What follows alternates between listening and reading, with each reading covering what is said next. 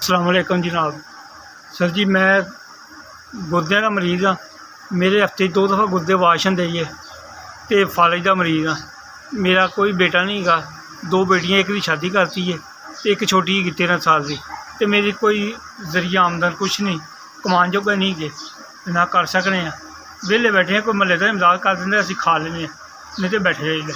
ਉਹੀ ਮੰਜੀ ਤੇ ਪਿਆ ਰੋਟੀ ਤੇ ਮੱਲੇ ਵਾਲੇ ਪੁੱਛ ਲੈਂਦੇ ਨੇ, ਦੇ ਦਿੰਦੇ ਨੇ, ਕੋਈ ਨਾ ਕੋਈ ਮਦਦ ਕਰ ਦਿੰਦਾ, ਲੇਕਿਨ ਦਵਾਈ ਵਾਸਤੇ ਕੁਛ ਨਹੀਂ ਹੈਗਾ। ਤੇ ਅੱਲਾ ਵਾਸਤੇ ਤੁਸੀਂ ਸਾਡੀ ਮਦਦ ਕਰੋ। ਮੈਂ ਬਸ ਇੰਨਾ ਹੀ ਕਹਿ ਸਕਦੀ ਹਾਂ।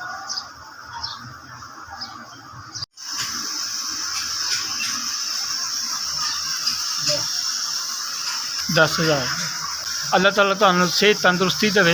अल्लाह ताला हयाती दे, दुनिया दे कदी किसी चीज़ की जरूरत ना पवे, थोड़ ना पवे। साढ़े लो तुहानू दुआवां जी, बड़ी मेहरबानी है। चलो हालात च साडा साथ दिता ना, असीं तुहाडे दिलों दुआवां करांगे, साडे बच्चे दुआवां करेंगे, अच्छी बड़ी मेहरबानी तुहाडी। मेहरबानी, अल्लाह तुहानू बड़ी लम्मी उम्र देवे, तुहाडी सेहत तंदुरुस्ती देवे। अल्लाह ताला तुहाडा इज्जत देवे, तुहानू बहुत बहुत बड़ी मेहरबानी।